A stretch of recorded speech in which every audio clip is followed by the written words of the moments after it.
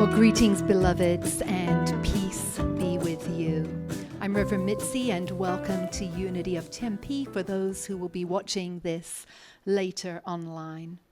So today's message is embrace your innermost truth.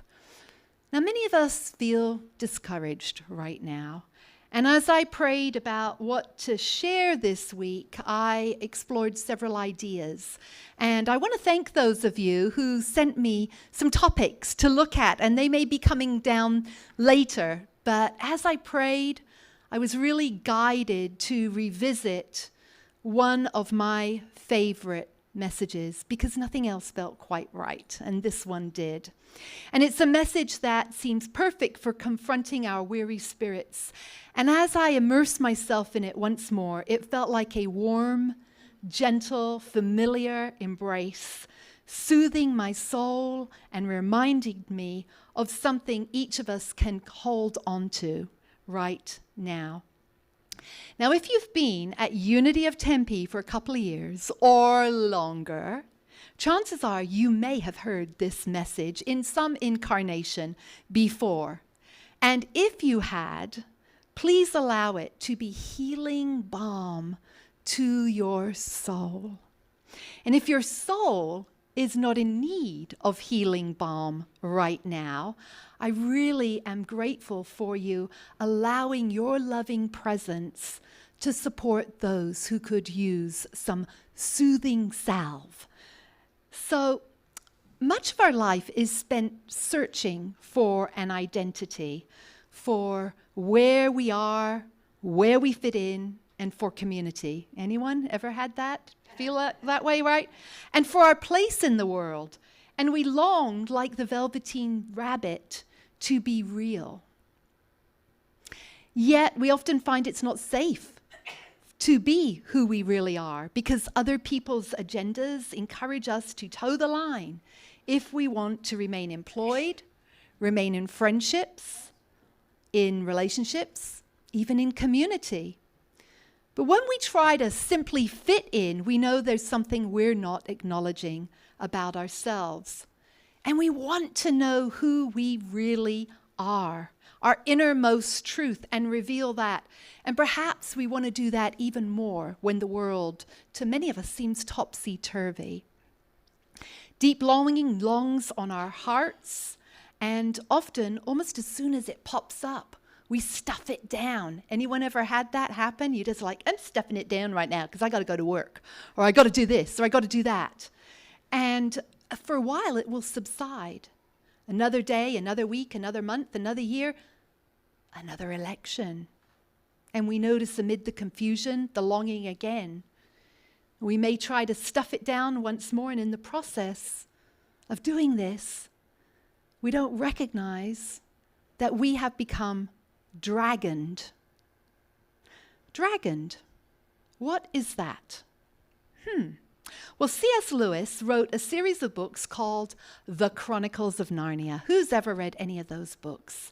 Yes, I loved those books. In fact, I think The Lion, the Witch, and the Wardrobe was the first full adult, well, it's kind of an adult teen book, right? It was the first full book I read on my own.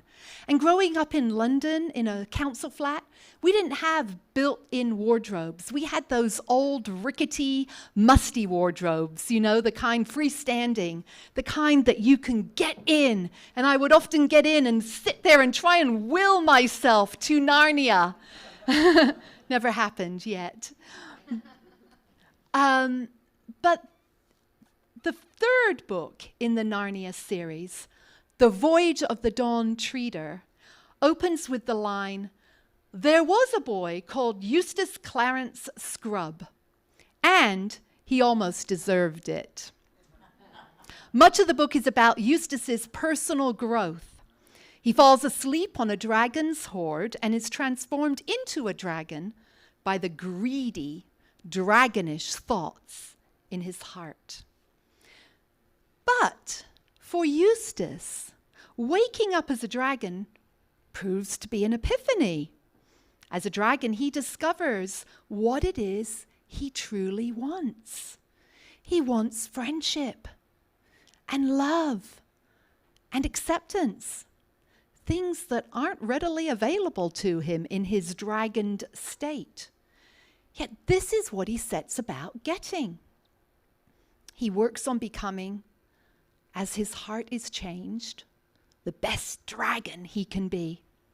And this is actually quite an improvement for him, for his self-absorbed, opinionated self, for his victim self.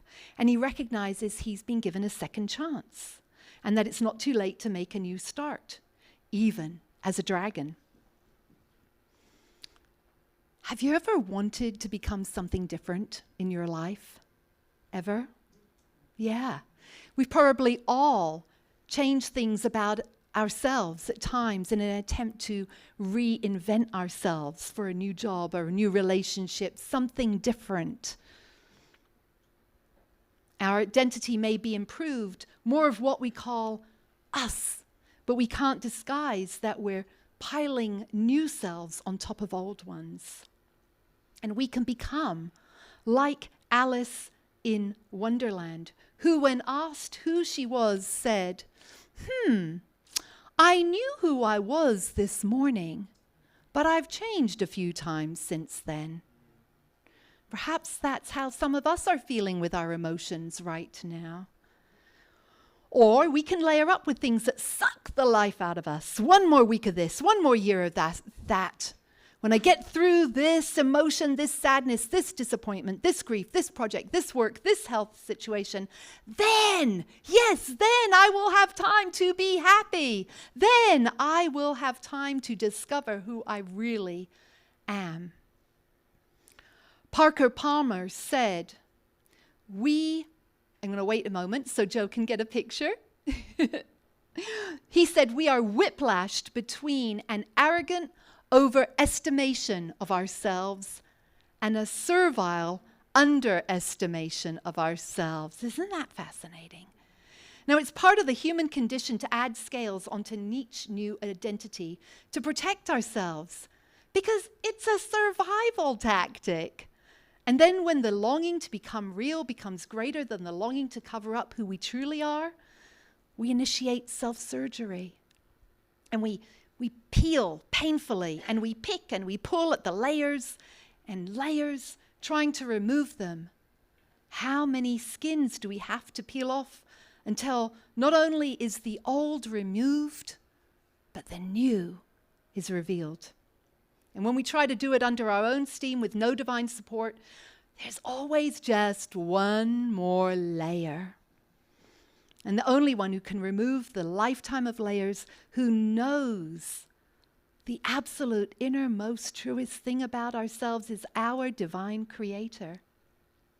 And we can try to tear off our scales to reach our true identity, but without Spirit's help, we often peel a layer only to discover there's two more right there, growing in its place.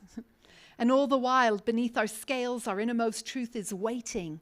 It's waiting for us to claim it. I don't know about you, but don't you long to be free and shed everything that's not you? Anyone that's not really you? Just get down to that core of who you are.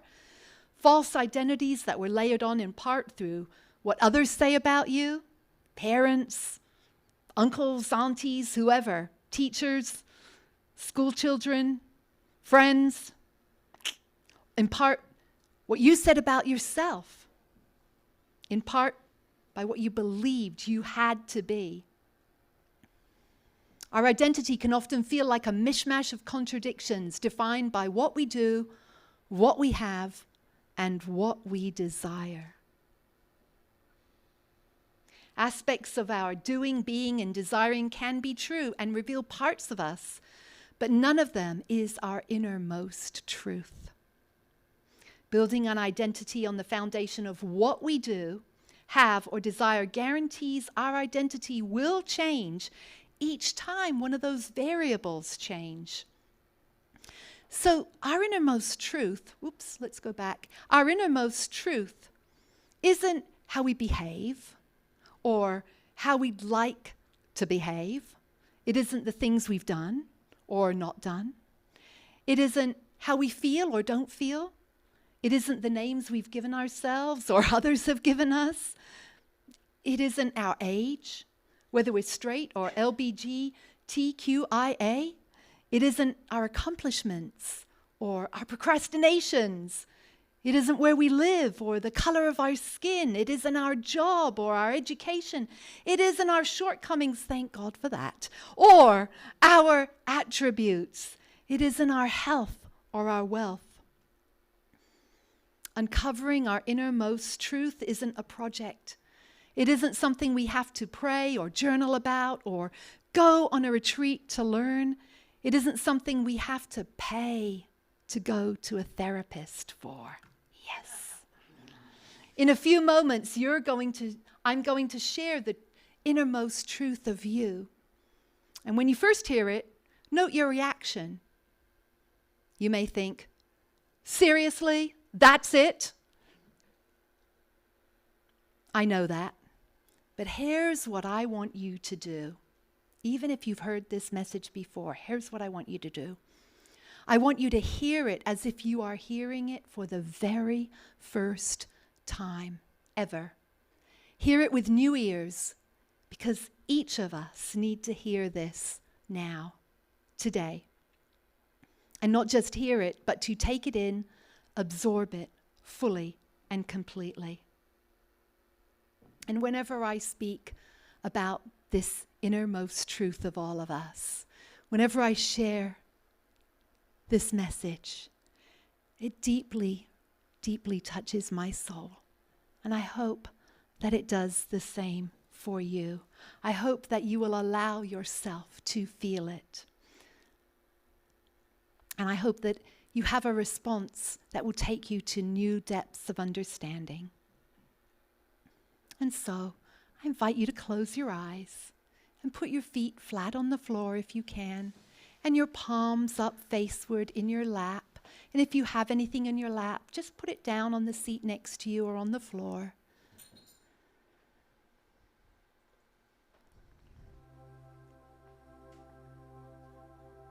Now allow yourself to block out all distractions and focus solely on my words. Hear the gentle, calming music in the background.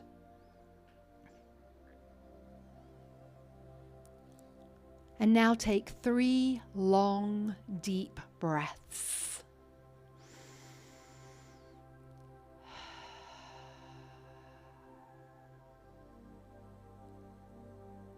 Inhale deeply into your heart space and exhale fully.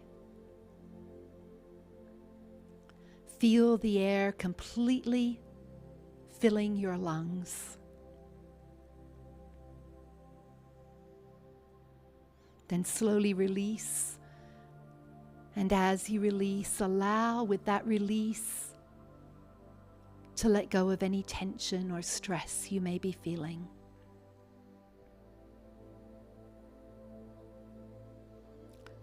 Allow yourself to fully and truly hear and feel the impact of what I am about to say. And if emotions rise, let them. Don't deny how you feel. Hear these words as if for the very, very first time.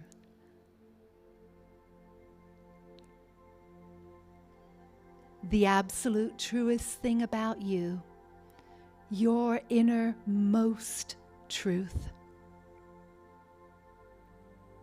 is that you are radically beloved by God, by the God of your own understanding. Whatever shape, form, that divine God, Spirit, Creator, infinite intelligence, inner consciousness, whatever that is for you, you are radically beloved.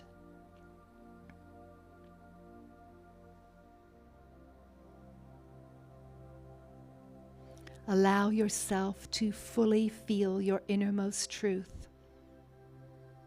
You are radically beloved by God. Feel this love as a warm, glowing light that starts at the top of your head and slowly moves down, enveloping your entire body.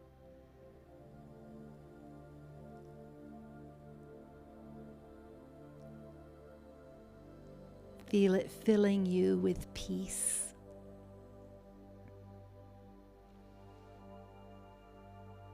As it moves through you, it washes away anything unlike itself, leaving only the pure, undeniable truth of your being. From this moment forward, you know your innermost truth. From this moment forward, define yourself as radically beloved by God. Silently say to yourself and claim it, I am radically beloved by God. I am radically beloved by God. I am radically beloved.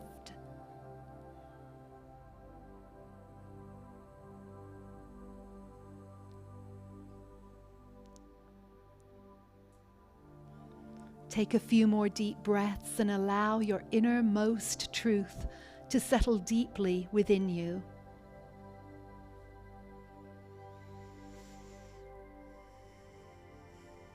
Feel the peace it is bringing, the comfort, the calm, the gentleness. Visualize yourself letting this truth inform all that you are and all that you do. Your sense of self, your relationships, your interactions, your decisions, who you are in the world.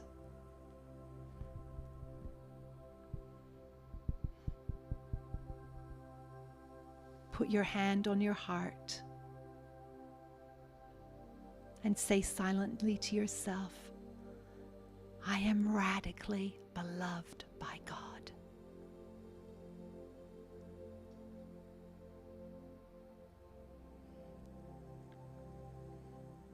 You are beautiful, true, and divine, and you are loved.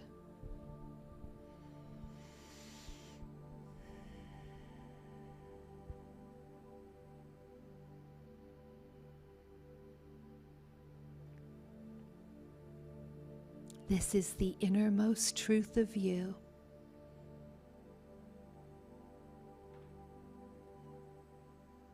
Take a few breaths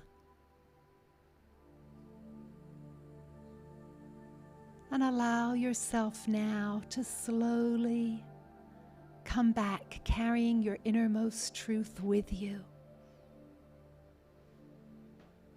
Begin to move your hands, your toes, and feel yourself slowly, gently, peacefully come back to the room and open your eyes when you are ready.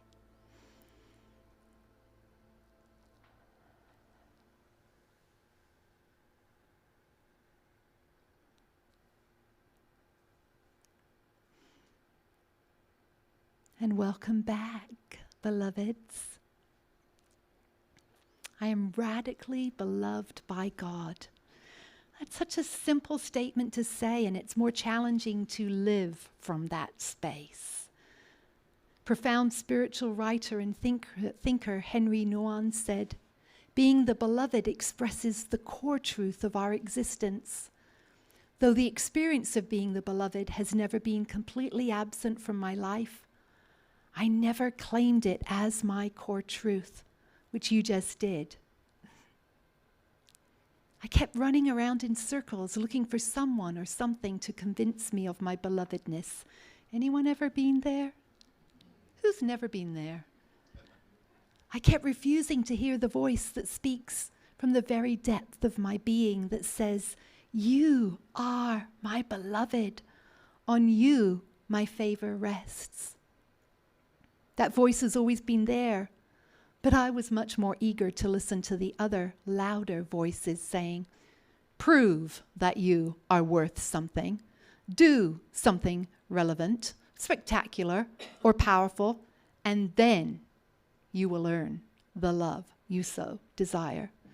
Meanwhile, the soft, gentle voice that speaks in the silence and solitude of my heart remained unheard, or at least unconvincing.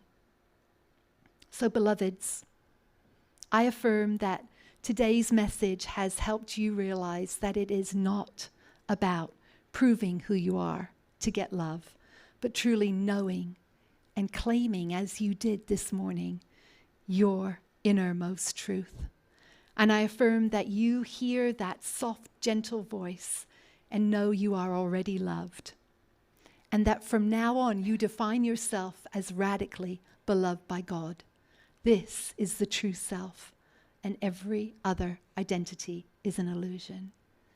And so, to anchor this today, one of my favorite songs that just gentle and really anchor this entire message today.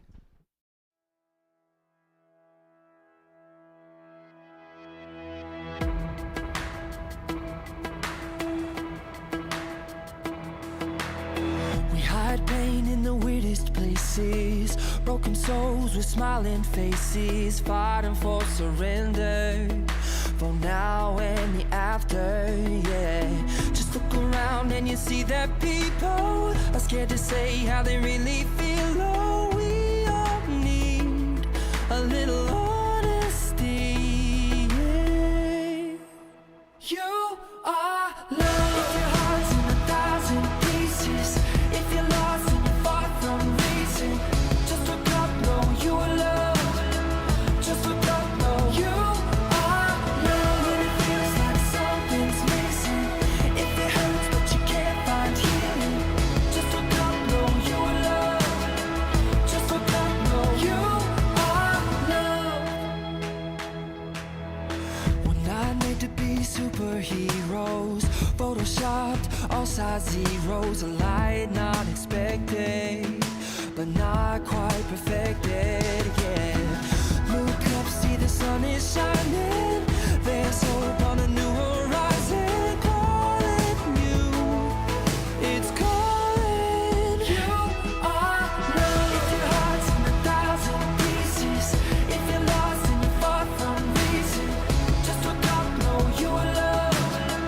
Just look up, know you are loved. When it feels like something's missing, if it hurts but you can't find healing,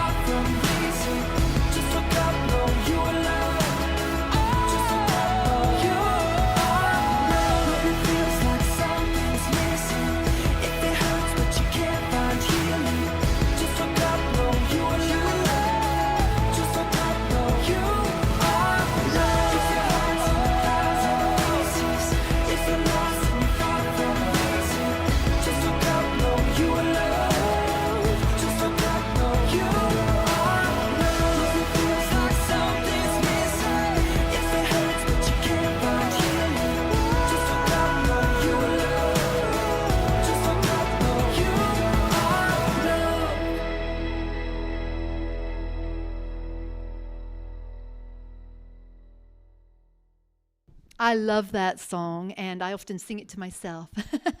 And you can find it on YouTube, Stars Go Dim. And, oh, my goodness. Oh, well, how convenient.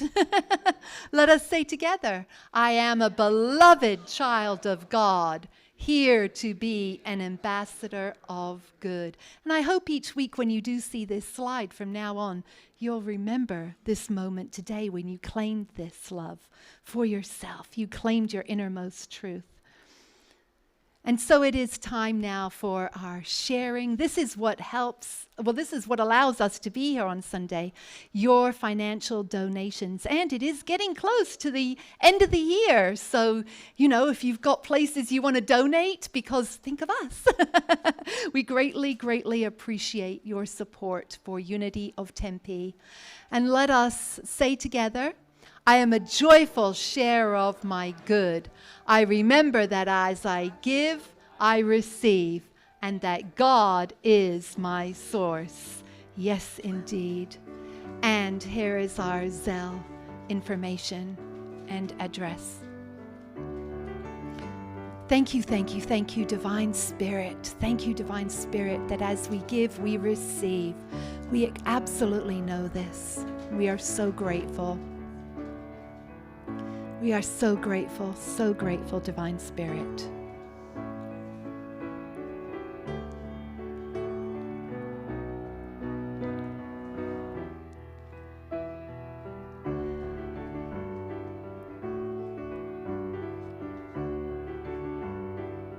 Thank you so much, both of you, for doing that today. We really appreciate it. We are grateful for these gifts. We bless the giver and the receiver and the stewardship of their use. And we bless every prayer in the prayer box. And so it is. Amen. Yes. Oh, I love our Zoom prayer and connect time. It is just such a rich time of support for one another. And if you would like to join us, it's at 9:30. You can check your email to get on that. It's just a beautiful time of really being really real with each other and supportive. And we thank you for all who bring donations of non-perishable food for Matthew's Crossing. Next week is our intentional collection, so thank you, all of you, for that. And if you know of anyone who has food insecurity, here is information on that. Oh, this is an old one. Okay, we'll go on. And that shouldn't be there. Oh, anyone interested in seeing the movie Wicked? Yes, so it is... So it's based on the musical, right? The play. And I know the songs. I love the songs. So Joe suggested a Unity of Tempe outing. I think he has to run off after service early today. But see Joe Rojas if you're interested. I think it opens up next week, so that won't be a good time. But maybe in the future, if you're interested, we could do it after a Sunday or something like that. Let Joe know, let Ron know if Joe's not here, or Linda. Yes. Bonhoeffer, if anyone's interested in seeing Bonhoeffer. There you go. That would be excellent. Joe brought up Wicked, and Linda is bringing up Bonhoeffer. So if you have any interest in going with someone here together, see Linda regarding Bonhoeffer. I would like to see that for sure. And Joe regarding Wicked. Let's have some fun and get out and do some things together. All right. You are important. You matter. You make a difference. Whether you think you do right now or not, you do. And you are loved. And who do you know in your circle that needs to be supported and uplifted? I mean, pretty much everyone could do with a little love right now. So let's share that love with them. Let's say our prayer for protection. The light of God surrounds us. The love of God enfolds us. The power of God protects us. The presence of God watches over us. Wherever we are, God is. All is well, and we are grateful. Beloveds online, we do hope you come and see us in person very soon. We extend our love, our peace, our kindness, our comfort, and our gentleness to you.